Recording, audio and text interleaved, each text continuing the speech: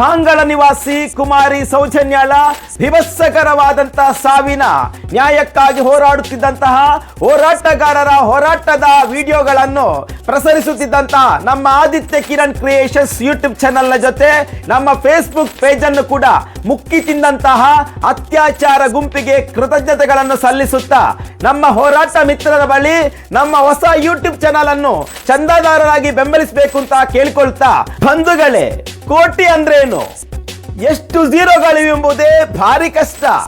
ಅಂತಹದರಲ್ಲಿ 200 ಕೋಟಿಯಲ್ಲಿ breaking ನ್ಯೂಸ್ಗಳಾಗ್ತಾ ಇದೆ. ಮಲಗಿದ್ದಂತಹ ಕೆಲ mystery ಮಾಧ್ಯಮಗಳು ಕೂಡ ಬೊಬ್ಬೆ ಹಿಡಿತಾ ಇವೆ. ಆಂಕರ್ಗಳಿಗಂತೂ ಹಬ್ಬವೇ ಹಬ್ಬ ಅಂತ ಕಾಣುತ್ತೆ. ರಾಜ್ಯದ ಉನ್ನತ ತನಿಖಾ ತಂಡ SIT ತನಿಖೆ ನಡೆಸುತ್ತಿರುವುದರಿಂದ ಈ ಪ್ರಕರಣ ಭಾರಿ ಸೂಕ್ಷ್ಮವಾಗಿರುವುದರಿಂದ ನ್ಯಾಯಾಲಯದಲ್ಲಿ ಕೂಡ ಕೇಸ್ ಬಾಕಿ ಇರುವ ಕಾರಣಕ್ಕಾಗಿ ತನಿಖೆಗೆ ಸಂಬಂಧಪಟ್ಟಂತೆ ಜಾಸ್ತಿ ಮಾತಾಡುವಂತಿಲ್ಲ. ಆದ್ರೂ ಕೂಡ ಕೆಲವೊಂದು ಅನಿವಾರ್ಯತೆಗಳಿರುವುದರಿಂದ ವಿಚಾರಗಳನ್ನು ಚರ್ಚೆಗೆ ತೆಗೆದುಕೊಳ್ಳಬೇಕಾಗುತ್ತೆ. ಯಾವಾಗ, ಯಾರಿಂದ, ಎಲ್ಲಿಂದ ಹಣ ಬಂದಿದೆ, ಯಾರಿಗೆ ಸಂದಾಯ ಆಗಿದೆ ಎಂಬುದನ್ನು ಕೂಡಲೇ ನಿಷ್ಪಕ್ಷಪಾತವಾದಂತಹ ತನಿಖೆ ನಡೆಸಲೇಬೇಕು ಮತ್ತು ಇಂತಹ ಆಟಗಳಿಗೆ ಬ್ರೇಕ್ ಹಾಕಲೇಬೇಕು. ಚಿನ್ನಯ್ಯ ಯಾರಿಗಾಗಿ ಕೆಲಸ ಮಾಡಿ ಸಮಾಜದ ಶಾಂತಿ ಕದಡ್ತಿದ್ದಾನೆ, ಇದರಿಂದ ಯಾರಿದ್ದಾರೆ ಎಂಬುದು ತಿಳಿಯಲೇಬೇಕಾದಂತಹ ವಿಚಾರ. ಈ ವ್ಯಕ್ತಿಯ ಬಗ್ಗೆ ಮಾತಾಡ್ತಾ ಹೋದ್ರೆ, ಘಟನೆಯ ಹಿನ್ನೆಲೆ ನೋಡಿದ್ರೆ ಪದೇ ಪದೇ ಒಂದು ಸಾರಿ ಧರ್ಮಸ್ಥಳದ ವಿರುದ್ಧ ದೂರ ಇಡ್ತಾನೆ. ಸುಪ್ರೀಂ ಕೋರ್ಟ್ನಲ್ಲಿ ರೆಡ್ ಪಿಟಿಷನ್ ನಂಬರ್ 184/25 ಅನ್ನು ಫೈಲ್ ಮಾಡಿ ಧರ್ಮಸ್ಥಳದ ಎಗೇನ್ಸ್ಟ್ ಆಗಿ ಫೈಲ್ ಮಾಡ್ತಾನೆ. ಧರ್ಮಸ್ಥಳದ ವಿರುದ್ಧವಾಗಿ ದೂರು ನೀಡಿದ್ದಾನೆ. ನಂತರ 164 ಅಗೇನ್ಸ್ಟ್ ಮಹೇಶ್ ಶೆಟ್ಟಿ ಮತ್ತು ಇತರ ವಿರುದ್ಧ ದೂರು ನೀಡ್ತಾನೆ. ಚಿನ್ನಯ್ಯ ವ್ಯತಿರಿಕ್ತವಾದಂತಹ ಹೇಳಿಕೆಗಳನ್ನು ನೀಡ್ತಾ ಹೋಗ್ತಾನೆ. 4/7/2025ಕ್ಕೆ ಈ ಪ್ರಕರಣ ದಾಖಲಾಗಿ SIT ರಚನೆ ಆಗುತ್ತೆ. 200 ಕೋಟಿಗೆ ಸಂಬಂಧಪಟ್ಟ ವಿಚಾರ 1 ವರ್ಷದ ತನಕ ಎಲ್ಲೂ ಯಾವ ಹೇಳಿಕೆಗಳಲ್ಲೂ ಕೂಡ ಉಲ್ಲೇಖವಾಗಿರುವುದಿಲ್ಲ. ಸಡನ್ ಆಗಿ ಇಂತಹ ಮಾಸ್ಟರ್ ಪ್ಲಾನ್ ಯಾರು ರೂಪಿಸಿದ್ರು? ತಿಮ್ಮರೋಡಿ ಅವರು ಒಬ್ಬಳು ಹೆಣ್ಣಿನ ಸಾವಿನ ನ್ಯಾಯಕ್ಕಾಗಿ ಹೋರಾಟವನ್ನು ಮಾಡ್ತಾ ಬಂದು ನ್ಯಾಯ ಕೇಳಿದಂತಹ ವ್ಯಕ್ತಿ. ಈ ವ್ಯಕ್ತಿಗೆ ಊರೇ ಇಲ್ಲದಂತಾಗಿ ಹೋಗೋ ಪರಿಸ್ಥಿತಿ ಬಂದಾಗ 200 ಕೋಟಿ ಆರೋಪ ಮಾಡಿ ಹೋರಾಟದ ದಿಕ್ಕು ತಪ್ಪಿಸಿ ಬಚಾವಾಗೋ ಷಡ್ಯಂತ್ರಗಳು ನಡೆಯುತ್ತಿವೆಯಾ? SIT ಮಹೇಶ್ ಶೆಟ್ಟಿ ತಿಮ್ಮರೋಡಿ ಹಾಗೂ ಅವರಿಗೆ ಸಂಬಂಧಪಟ್ಟಂತಹ ಎಲ್ಲರ ಬ್ಯಾಂಕ್ ಖಾತೆಯನ್ನು ಕೂಡ ತನಿಖೆ ನಡೆಸಿ ತನ್ನ ತನಿಖಾ ತಂಡದ ಜೊತೆ ಎಲ್ಲಾ ವಿಚಾರಗಳನ್ನು ಕೂಡ ಜಾಲಾಡಿಯಾಗಿದೆ. ಹಾಗಾದ್ರೆ ಚಿನ್ನಯ್ಯನನ್ನು ಇಟ್ಕೊಂಡು ಯಾರಾದ್ರೂ ಅಸಹಜ ಸಾವಿನ ಪ್ರಕರಣವನ್ನು ಮುಚ್ಚಿ ಹಾಕಲು ವ್ಯತಿರಿಕ್ತವಾಗಿ ಪ್ರಭಾವ ಬೀರ್ತಾ ಇದ್ದಾರ? ಆವತ್ತು ಚಿನ್ನಯ್ಯ ಬರಬೇಕಾದ್ರೆ ಅವನ ಪರವಾಗಿ ವಕೀಲರನ್ನು ನೇಮಕ ಮಾಡಲು ಕಷ್ಟವಾಗುತ್ತೆ. ಆತನ ಬಳಿ ದುಡ್ಡಿನ ಯಾವುದೇ ವ್ಯವಸ್ಥೆಗಳಿರಲ್ಲ. ಜಿಲ್ಲಾ ಕಾನೂನು ಪ್ರಾಧಿಕಾರ ದಕ್ಷಿಣ ಕನ್ನಡದಿಂದ ಫ್ರೀ ಆಫ್ ಕಾಸ್ಟ್ ವಕೀಲರ ನೇಮಕ ಮಾಡಲಾಗುತ್ತೆ. ಇವತ್ತು ಹೈಕೋರ್ಟ್ಗೆ ಲಕ್ಷಾಂತರ ರೂಪಾಯಿ ಫೀಸ್ ನೀಡಿ ಅವನ ಪರವಲ್ಲ, ಪ್ರಕರಣದಲ್ಲಿ ಷಡ್ಯಂತ್ರ ಇದೆ ಎಂಬುದಾಗಿ ಹಿರಿಯ ವಕೀಲರನ್ನು ಕೂಡ ನೇಮಿಸ್ತಾನೆ. ಇವನಿಗೆ ಯಾರು ಹಣದ ಪೂರೈಕೆ ಮಾಡ್ತಾ ಇದ್ದಾರೆ? ಕಾಣದ ಕೈ ಕೆಲಸ ಮಾಡ್ತಾ ಇದೆಯಾ?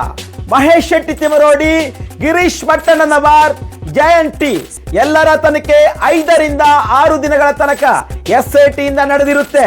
ಎಲ್ಲ ಆಯಾಮಗಳಲ್ಲಿ ತುಲನೆ ಮಾಡಿಕೊಂಡು SIT ತನ್ನದೇ ಶೈಲಿಯಲ್ಲಿ ಪ್ರಾಮಾಣಿಕವಾದಂತಹ ಕೆಲಸವನ್ನು ಮಾಡಿದೆ.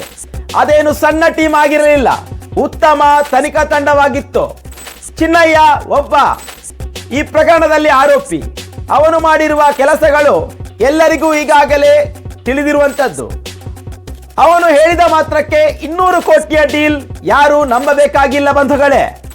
SIT ಪೂರ್ಣ ತನಿಖೆ ನಡೆಸಿ ಅಂತಿಮ ವರದಿಗಳನ್ನು ನ್ಯಾಯಾಲಯಕ್ಕೆ ಸದ್ಯದಲ್ಲೇ ಸಲ್ಲಿಸಲಿದೆ.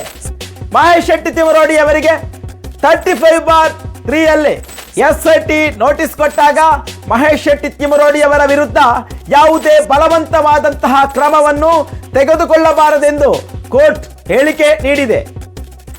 ಈತನ ಅರ್ಜಿ ದೊಡ್ಡ ಪ್ರಮಾಣದ ಪರಿಣಾಮ ಬೀರಲ್ಲ ಎಂಬುದು ಸದ್ಯಕ್ಕೆ ತಿಳಿದು ಬಂದಂತಹ ಮಾಹಿತಿ. ಯಾವನೊಬ್ಬ 100, 200, 300 ಕೋಟಿಯ ವಿಚಾರವನ್ನು ಹೇಳಿದ ಅಂತ ಹಾಗೆ ತನಿಖೆ ನಡೆಸಕ್ಕಾಗುತ್ತಾ? ಅದಕ್ಕೆ ಪೂರಕವಾದಂತಹ ಚಿಕ್ಕದಾದಂತಹ ಸಾಕ್ಷಿಯನ್ನು ಕೊಡ್ಲಿ. ಕರ್ನಾಟಕದ ಗೃಹ ಸಚಿವರು ಕೂಡ ಹೇಳಿಕೆ ಕೊಡ್ತಾ ಇದ್ದಾರೆ. ಯಾವನೊಬ್ಬ ವ್ಯಕ್ತಿ ಹೇಳಿದ ಅಂತ ತನಿಖೆ ನಡೆಸಕ್ಕಾಗಲ್ಲ. ಕೋರ್ಟ್ ಸರ್ಕಾರ SIT ಅದರದ್ದೇ ಆದಂತಹ ರೀತಿಯ ತನಿಖೆಯನ್ನು ನಡೆಸುತ್ತೆ. SIT ಚಿನ್ನಯ್ಯನನ್ನು ಕೂಡಲೇ ಕಸ್ಟಡಿಗೆ ತೆಗೆದುಕೊಂಡು ತೀವ್ರವಾದಂತಹ ತನಿಖೆಯನ್ನು ನಡೆಸಲೇಬೇಕಾಗಿದೆ. ಜೊತೆಗೆ ಅಗತ್ಯ ಬಿದ್ದರೆ ಮಂಪರು ಪರೀಕ್ಷೆಗೆ ಕೂಡ ಒಳಪಡಿಸಲೇಬೇಕಾಗುತ್ತೆ. ಆತನ ಹಣದ ಮೂಲ, ಹಿಂದೆ ಯಾರಿದ್ದಾರೆ, ಈ ಎಲ್ಲ ಕೆಲಸವನ್ನು ಯಾರು ಮಾಡಿಸ್ತಾ ಇದ್ದಾರೆ, ಹೆಸರಾಂತ ವಕೀಲರ ನೇಮಕಕ್ಕೆ ಯಾರ ಸಹಾಯ ಸಿಗ್ತಾ ಇದೆ ಎಂಬುದೆಲ್ಲ ವಿಚಾರವನ್ನು ತಿಳಿದುಕೊಳ್ಬೇಕಾಗುತ್ತೆ.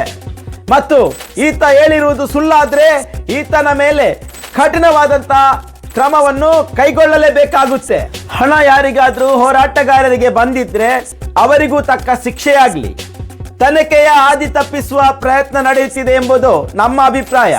ಹೋರಾಟಗಾರರಿಗೆ ಬೇರೆ ಬೇರೆ ಆದ ರೀತಿಯಲ್ಲಿ ತೊಂದರೆ ನೀಡಿ ಚಾನೆಲ್ಗಳನ್ನು ಬಂದ್ ಮಾಡಿಸಿ, ವಾಟ್ಸಪ್ ನಂಬರ್ಗಳನ್ನು ಕೂಡ ಬ್ಲಾಕ್ ಮಾಡಿಸಿ, ಕೋಟಿ ಕೋಟಿ ಹಣದ ಆರೋಪವನ್ನು ಮಾಡಿ ಹೋರಾಟಕ್ಕೆ ಯಾರು ಬಾರದಂತೆ ಸ್ಲೋ ಪಾಯ್ಸನ್ ತರ ಕೆಲಸ ಮಾಡಿ ಜನರಿಗೆ ಸತ್ಯ ತಲುಪದಂತೆ ಮಾಡ್ತಾ ಇದ್ದಾರೆ. ನಮ್ಮ ಆದಿತ್ಯ ಕಿರಣ್ ಕ್ರಿಯೇಷನ್ಸ್ ಯೂಟ್ಯೂಬ್ ಚಾನೆಲ್ನ 2 ಚಾನೆಲ್, 2 ಪೇಜ್, ವಾಟ್ಸಪ್ ನಂಬರ್ ಬಂದ್ ಮಾಡಿ ಸತ್ಯ ಹೊರಬರದಂತೆ ಮಾಡಿರೋದು ಬೇಸರದ ವಿಚಾರವಾದ್ರೂ ಕೂಡ ಅತ್ಯಾಚಾರಿ ಬಳಗ ನಮ್ಮ ಚಾನೆಲ್ ಪ್ರಸರಿಸಿದ ಸುದ್ದಿಗೆ ಒಳಗೊಳಗೆ ಭಯಪಟ್ಟು ಮರುಗಿ ದಾರಿ ಇಲ್ಲದೆ ಈ ಕೆಲಸ ಮಾಡ್ತಾ ಇದೆ ಎಂಬುದೇ ನಮಗೆ ಸಂತೋಷಕರವಾದಂತಹ ವಿಚಾರ.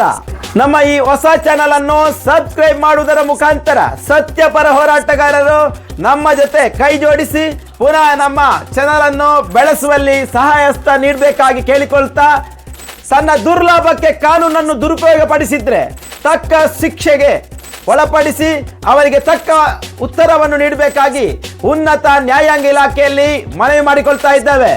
ಪ್ರಾರಂಭದಲ್ಲಿ ಮಂಗಳೂರು SP ಅರುಣ್ ಕುಮಾರ್ ರವರು ಚಿನ್ನಯ್ಯನ ಮಂಪರು ಪರೀಕ್ಷೆ ಅನಿವಾರ್ಯ, ಎಲ್ಲ ಸತ್ಯವೂ ಕೂಡ ಹೊರಬರುತ್ತೆ ಅಂದಿದ್ರು. ಏನೇ ಆಗ್ಲಿ ಇದಕ್ಕೊಂದು ತಾರ್ಕಿಕವಾದಂತ ಅಂತ್ಯವಾಗಬೇಕಂದ್ರೆ ದಕ್ಷ ಅಧಿಕಾರಿಗಳ ಮುಖಾಂತರ ಬ್ರೈನ್ ಮ್ಯಾಪಿಂಗ್ ಮಾಡಿ ಸಾರ್ವಜನಿಕರ ಮುಂದೆ ಸತ್ಯ ಸಂಗತಿಯನ್ನು ಇಡಬೇಕು ಅನ್ನುತ್ತಾ ನಮ್ಮ ಇಂದಿನ ಎಪಿಸೋಡ್ ಅನ್ನು ಮುಗಿಸ್ತಾ ಇದ್ದೇವೆ.